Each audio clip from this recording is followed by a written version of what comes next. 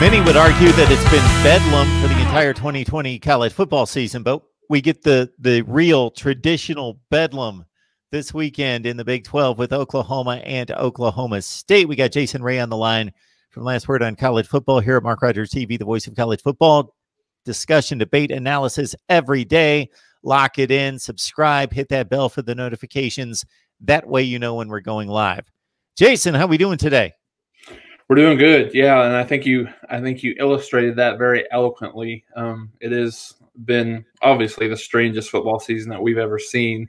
So I think bedlam's a good way to mention it. And I think from Oklahoma's perspective, it was a little bit dicey as they started the season whether or not this would be a meaningful game, but it certainly is. All right, Oklahoma State. I think it's pretty consensus evaluation has the best defense in the conference. We discussed before we started to record that odd game against Texas in which they statistically dominated the game, right, but blew it based on 4 turnovers and a kickoff return.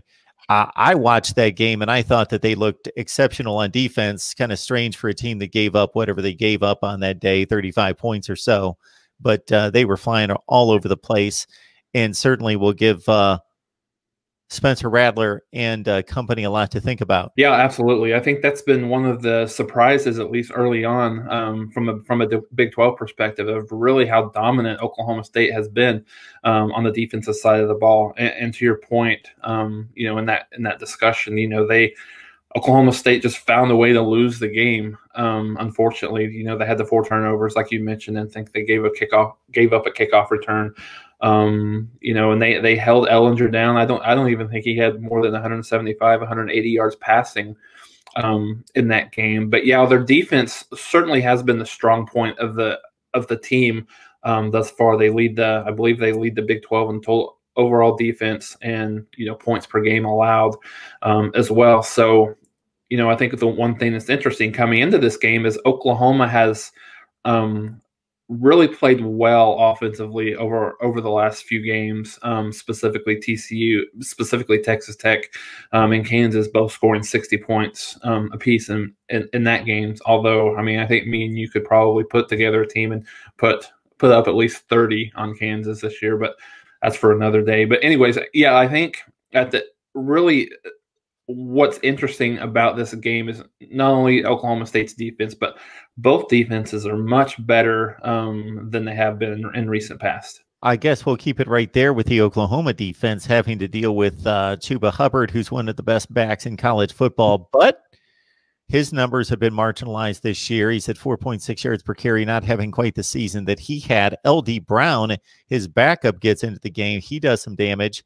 Spencer Sanders, a bit hit and miss. He's certainly a capable quarterback, dynamic with his legs, maybe takes a few too many chances, 5 touchdowns, 3 picks.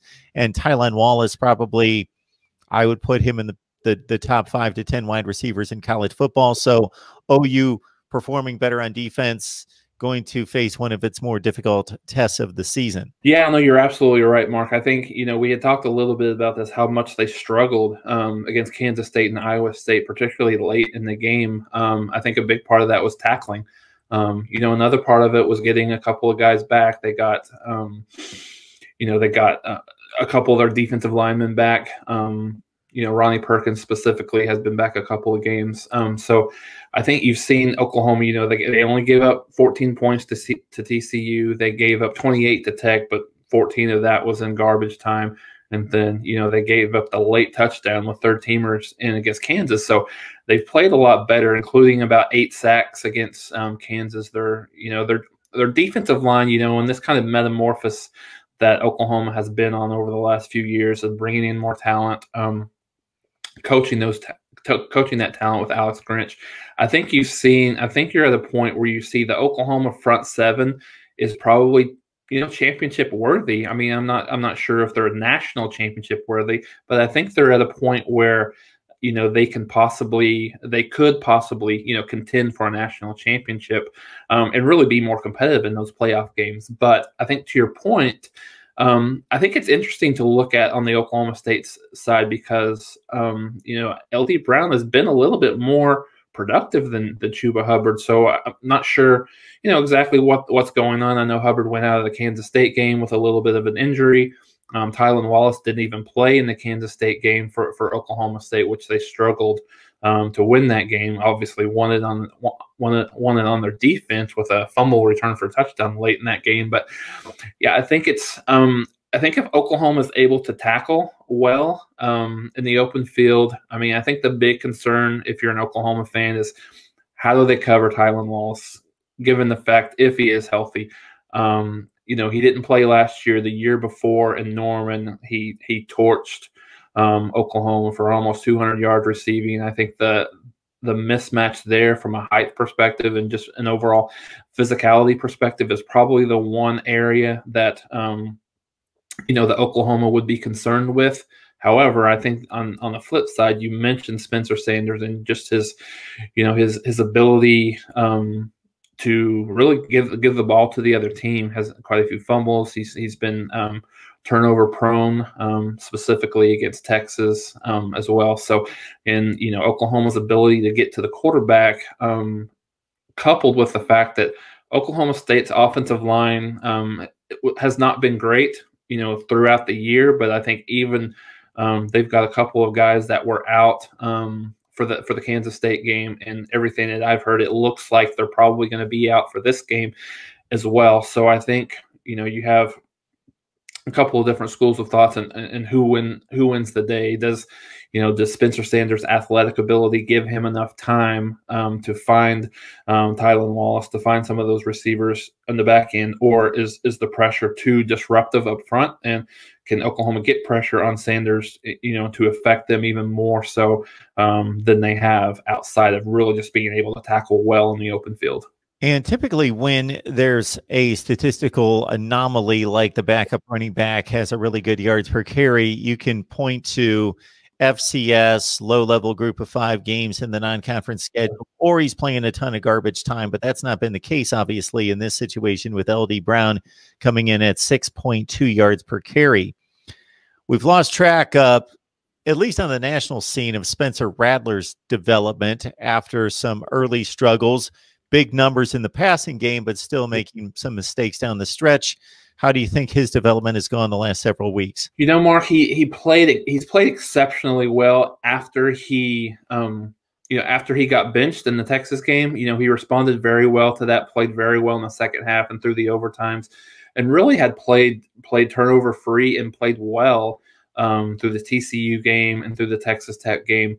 Last week or a couple weeks ago against Kansas, he turned the ball over once. He got hurt late in the game, not late in the game, but in the first half, which I don't know, for anyone that watched that, was very bizarre. I mean, it was almost like Lincoln Riley was trying to teach him a lesson, and just in terms of being able to play with pain, because he had early in the second quarter, he had scored on a touchdown run where the Kansas defender so he had a hip pointer, which he wasn't really able to kind of get his hips turned on a lot of his passes throughout. He wasn't really getting much into it. But that being said, he did have one fumble. He did have one interception that was that hurt as well. So up until that point, he'd been playing really well. I think he's got 18 touchdowns, 6 interceptions. Completing almost 70% of his passes, 68% to be exact. So I think you're seeing his maturation in Riley's system. Kind of come to the forefront here in the last few games. Now, will he be able to? How will he be able to see that going forward? It's a different. It's a different animal. This is a game. These are games that Oklahoma is expected to win and expected to play well. You have the national ABC audience. You have even though it doesn't mean as much as it has been in the past with no fans there. The College Game Day is coming to Norman for the first time since 2012. So this is a game that a guy like Rattler came to Oklahoma to compete in. So that we've discussed how good Oklahoma State is on the defensive side of the ball. It's definitely a big challenge, and it's a big step up from some of those games in terms of TCU's a decent defensive team, but not exactly how they've been in the past. And obviously Texas Tech and Kansas are not strong defensive teams. So how he's able to handle that, how he's able to handle that pressure, will be interesting to see. If he can, make that next step against a really good defensive team. And there's then the impact, Jason, on the standings. Iowa State, Oklahoma State with one loss each. Oklahoma State is the tiebreaker with a win against the Cyclones. Then we've got a bevy of teams with 2 losses, including Kansas State, Oklahoma, and Texas. OU beat Texas. Kansas State beat OU. Texas, Kansas State still have yet to play. There are so many factors. It's going to be intriguing to see who gains the top 2 spots. Right. But in regards to a college football playoff appearance, Oklahoma State appears to be the last bastion of hope for the Big 12. Yeah, they do. And I think, honestly, sitting at 14, they probably need a lot of help. It comes into a conversation that, I know that we've had, and it's been, scrutinized on in the national scene. Are we ever going to see a quote unquote mid-major independent make it? This year you got Cincinnati and BYU that are right there. Would a one loss, let's say Oklahoma State wins this game, they go on to win, the rest of their games, they win the Big 12 championship. What does that look like? Does the Oklahoma State team have the ability to jump over a undefeated Cincinnati or undefeated BYU? I'm one that thinks there's almost no chance for a Cincinnati or BYU to make it in the way the current format is laid out there. And I think honestly the negative for Oklahoma State is also the fact that Notre Dame beat Clemson. What does Clemson do in the full? If they're full strength, you're likely looking at, unless you see some upsets, you're likely to see 2 SEC teams and maybe 2 ACC teams making it to the playoff. And I think the one thing that maybe be on Oklahoma State's side here is that outside of Ohio State, the Big Ten is not really, they're not going to have anyone that's going to be able to challenge for that playoff spot. So conventional wisdom says if they go ahead and run the table similar to what Oklahoma's done in the last few years, they could find themselves fighting for that last playoff spot. Jason, you mentioned to me a statistic that marks this series over the past 7 or 8 years in regards to Oklahoma State putting up big points, and that's no big surprise when we talk about the Big 12, although I would say that certainly this year and even last year, if we just ran a list of scores without teams from all the conferences, I don't think that we would be able to tell which set of scores is from the Big 12. I think they've been pretty standardized, certainly this year, if not last season as well. But I was getting to the point of the 38 points per game, or a minimum of 38 points in each contest for Oklahoma State, and all losses against the Sooners. Yeah, it's kind of mind-boggling to think that you can score at a minimum of 38 points and still haven't been able to win a game in the series. So, yeah, and I think your point is very well made. Specifically, we're seeing a lot of high-scoring games in the SEC this year. I mean, take this weekend. You have, and I'm going to butcher some of the scores, I'm sure, but you have Florida beating Arkansas, 62-35, I believe. The Ole Miss South Carolina game was back and forth. 59-42. Yeah, I think that, yeah, you're absolutely right. So, both of those games, just those games right there were in the hundreds combined. And, I think when you see Alabama and Florida play in the SEC championship game, it's going to be the same. I don't see really either of those two defenses being able to stop one another. So I think it's the thing that you've always seen through the years is prototypical Big 12 high scoring. But I think the message then was, the Big 12 defenses are just so awful. That's why offenses are scoring so much. Now, when you see the same thing happening in the SEC, it's those offenses are getting so much better. So I think it's interesting. I think what you're seeing in college football, just in general, is defense doesn't necessarily win championships anymore. You have to have a strong enough defense to be competitive and not give up, 40, 50 points a game, obviously. But I think to move forward and to be competitive, you've got to have a great quarterback, and you've got to be able to get enough stops to get it back to your offense. So that's kind of a maybe an opposite segue into how this game might look with both defenses playing well. I think you'll probably see more of a low scoring game, relatively speaking. I don't think I would be shocked unless there's a lot of turnovers on both sides. You see either team in the 40s. I would say, like I said, I would say in the 30s, low 30s, high 20s that you'll see, unless there's a lot of turnovers on both sides of the ball here. Oklahoma State scores this year 16-7, 27-13, 47-7, 24-21, 41-34, and 20-18. Yeah. It's not, I guess, your older brother's Big 12 anymore. It's not. No, it's not. And I think, like I said, they're Oklahoma and Oklahoma State are the two teams, maybe a little bit Texas, that are kind of changing the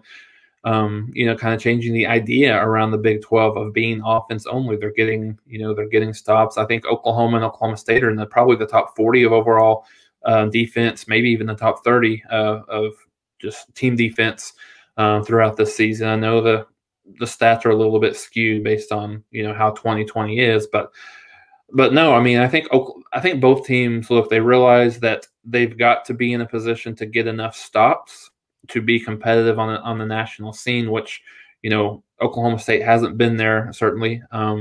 But Oklahoma has been, and I think they realize that, they've got to have an infusion of talent, and they've got to be able to play defense to really kind of compete with these big dogs in the SEC and the ACC.